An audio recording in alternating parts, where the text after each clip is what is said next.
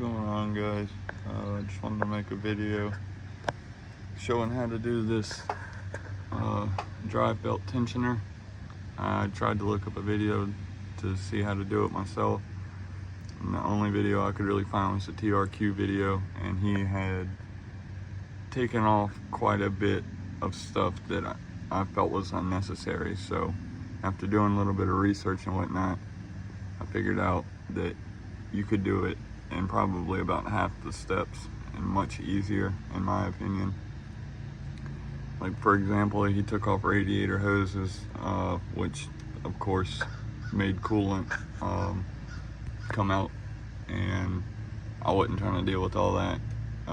He took off the thermostat housing, this upper radiator hose, just all kinds of dumb stuff. So I'm gonna try to show y'all what I did to be able to get it done.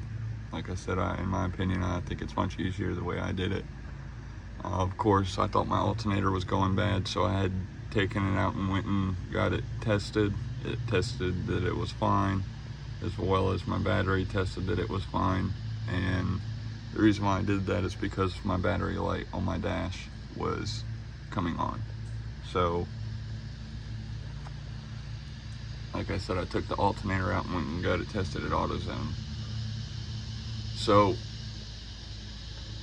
the first thing I did was take the bottom skid shield off. I took this off to be able to get the air box off, and I just took the top piece off.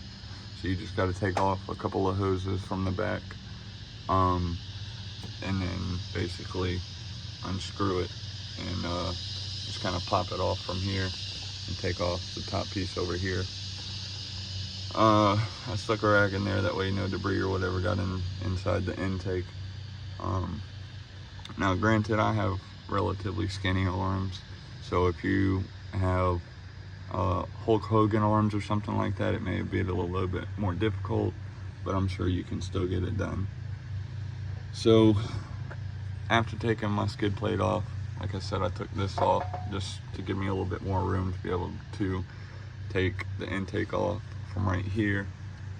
And then I believe next what I did, well, obviously the first thing you want to do is unplug the negative terminal on the battery, but again, I had went and got mine tested, so I took it out anyways. But so the next thing I did was, let's see if I can get you down there. There is this nut right here that you can get to through the holes, and you just want to loosen that up. And then if you come under here, I have the truck on ramps, by the way, so I have a pretty decent amount of room up underneath here. But they have another two bolts that you want to take out. Let's see if I can show where they are. So you can see the two holes, that's where two bolts were. There's three bolts, or 2 bolts and 1 nut that holds the power steering in place. And you want to just loosen the top one and take the 2 bottom screws out. That way we can pivot it so we can get the alternator out. I've seen that you can kind of just swing the alternator. I apologize if I'm giving bad camera angles here, but if you don't want to take the alternator out, you don't have to. Supposedly you can kind of just swing it over and put it right here, but I kind of, you know, like I said, took it out so I could get it tested. So I have all this extra room, which I recommend taking it out anyways. It just, you know, gives you a good bit more room. Now the alternator is going to be a bolt right here, and then a nut that screws on right here. And you want to take both of those off, and then you have a 10mm nut that holds the power cable on the top of the alternator.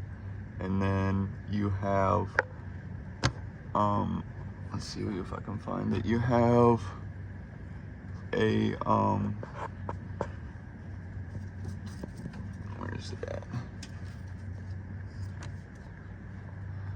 Well, in any case, you have a connector that you disconnect off the back of the alternator, and then that way you can get an 18 millimeter or a little bit bigger wrench or something, and you can see how this pivots, and you just want to kind of pivot it out the way a little bit. That way you can slide the alternator off like that, and then that gives you all this room up here. And then I believe what I did after that is you want to come back up here, and then you start taking the bolts off for the timing belt cover. There are, I believe, 1, 2, you got 1, you got 2, and then you got 3 screws, and then 1 nut that goes on right here, and then that way you can take this off. Here, I'll go ahead and, I had to wait for the new part to come in. That's another thing.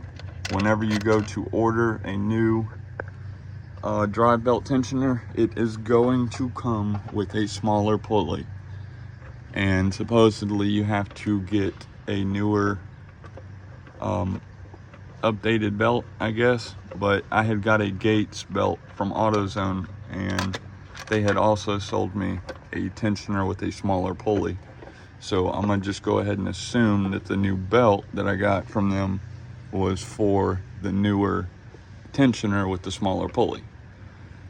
So that's what I'm going to test out here. But anyway, so like I said, you got 2 bolts.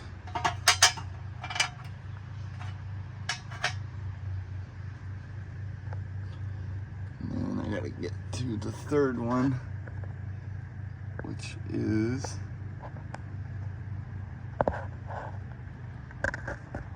let's see if I can show it.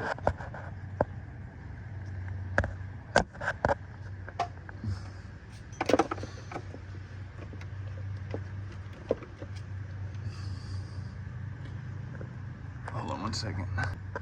All right, so the last one is going to be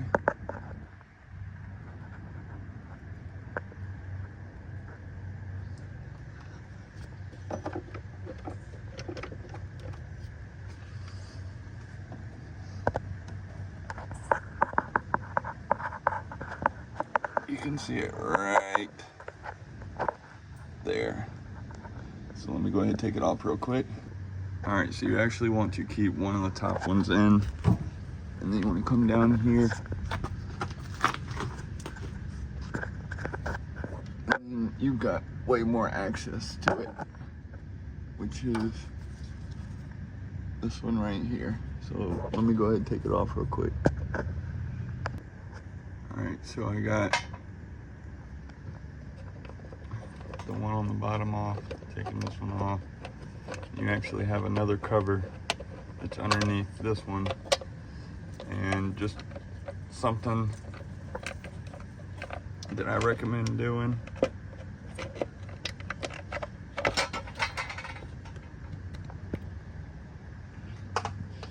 is taking the bolts and putting them right back where you got them from. So you've got 1, 2, 3, put them in there,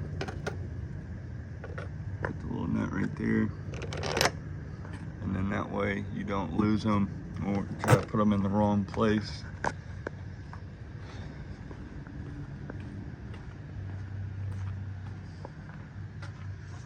You can see I got all the parts back here. This is your bottom cover. It's got 2 pretty long screws, and I'll show you where those came off of.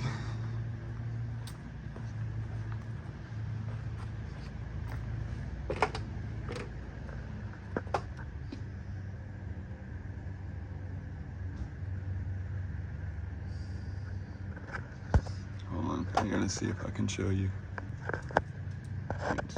So running up the nut for the screws. Come out of that hole right there.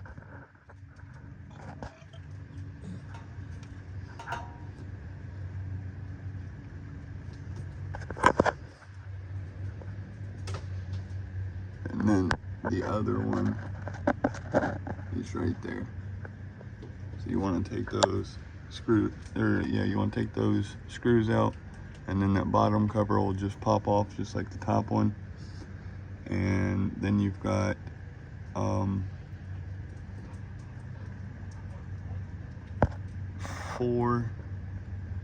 you've got 3 more screws that you want to take out to be able to get the tensioner off, and you should be able to see where they are. But that's about it. You don't have to take all that extra stuff off to be able to get it done. So I hope this helps y'all. Alright, so I actually meant to say that there are 2 nuts that you take off. Those 2 right there.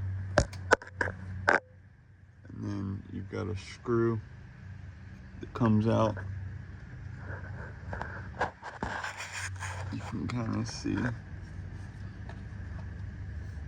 Comes out of right here. And then the tensioner, you can just slide the tensioner off this way. And then that's how you get the tensioner off. And then you just reverse all the steps. It's actually pretty simple. Again, I hope this helps somebody.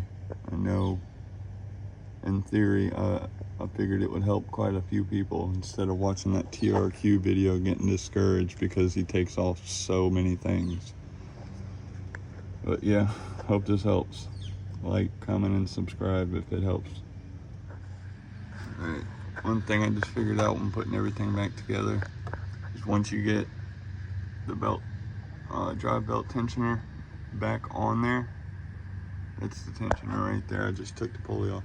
You're going to want to pull the pulley off in order to get this bottom timing belt cover back on, because I couldn't get it back on with the pulley still on the assembly. So you're going to want to just take the pulley off, which it's reverse thread, so you're going to want to tighten it to get the bolt out rather than loosen it to get the bolt out, if you get what I'm saying. So yeah, if I come across anything else that I think y'all need to know, I'll record it and add it to the video.